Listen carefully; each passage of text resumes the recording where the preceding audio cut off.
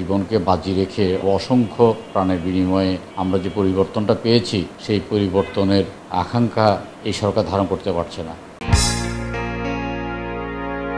এই সরকার আপনার ক্রাইসিস ম্যানেজমেন্টে একেবারেই ব্যর্থ। আপনার ক্রাইসিস ম্যানেজমেন্ট বলতে এই সরকারের কোনো কিছু নাই। আমরা যে কোনো সরকারের আমলে দেখি দুই একজন ক্রাইসিস ম্যানেজার থাকে, যে কোনো সংকটের শুরুতেই তারা আপনার সেটা আলোচনা করে সুরাহা করার চেষ্টা করে, অঙ্কুরেই সেটার সমাধান করার চেষ্টা করে। এই ধরনের কোনো পদক্ষেপ দেখা যাচ্ছে না। আপনার সরকারের প্রশাসনযন্ত্র কাজ করছে না, সরকারের উপদেষ্টারা কাজ করছে না, তারা বিশেষ এজেন্ডা বাস্তবায়নে বাধ্য। সর্বোপরি আসলে মানুষের মধ্যে প্রচণ্ড হতাশা বিরাজ করছে।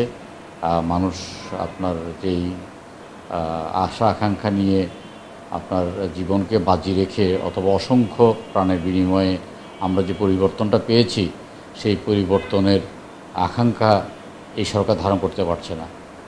এটার একটা অন্যতম কারণ হলো যে এই সরকারের সাথে জড়িত যারা আছেন তারা কেউ এই গণ অভ্যুত্থানের অথবা এই ছাত্র জনতার বিপ্লবের সাথে সম্পৃক্ত নয়। এ ধরনের একটা আপনার এনজিও গ্রাম সরকার মানুষের আশাহত অন্যতম কারণ।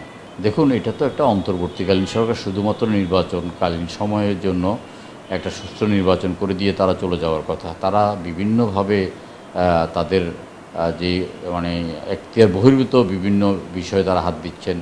তারা কিংস পার্টি গঠনে উৎসাহিত করছেন, তারপর কিংস পার্টিকে সংগঠিত হওয়ার সময় দিয়ে নির্বাচনকে প্রলম্বিত করার একটা চক্রান্ত করছেন।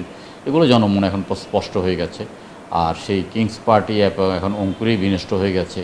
এটা বাংলাদেশের রাজনীতি তার প্রাসঙ্গিক নয়, এবং আপনার কোনো কিংস পার্টি গঠন করা নতুন করে এটাও আর এই সরকারের পক্ষে সম্ভব নয়।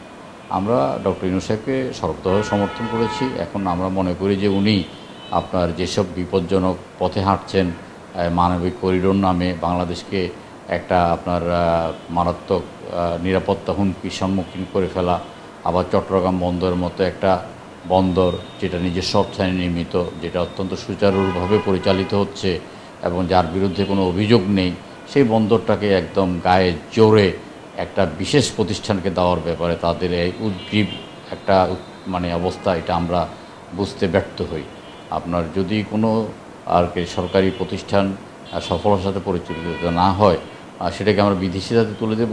বাংলাদেশে অসংখ্য সরকারি প্রতিষ্ঠান আছে আপনার যারা বছরের পর বছর যারা লস দিয়ে যাচ্ছে, আপনার জাতির অর্থনীতিতে যারা রক্তক্ষরণ করছে।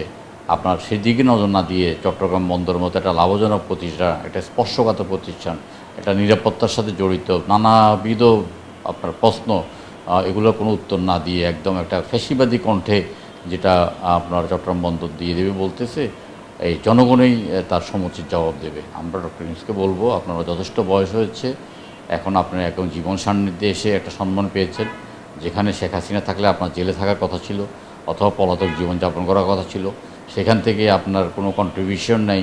আপনার এই গণবিপ্লবে আপনি ছিলেন দেশের বাইরে, গণবিপ্লবের মাধ্যমে আমরা আপনার ক্ষমতায় বসিয়েছি। দয়া করে আপনি জনগণের সাথে কোনো রকমেরই ছলচাতুরি না করে একটা নির্বাচন দিয়ে আপনি সম্মানের সাথে, ইজ্জতের সাথে আপনি আপনার আপন ভবনে ফিরে যাবেন, এবং সেটাই আমরা কামনা করি এবং দেশবাসীও সেটা কামনা করে।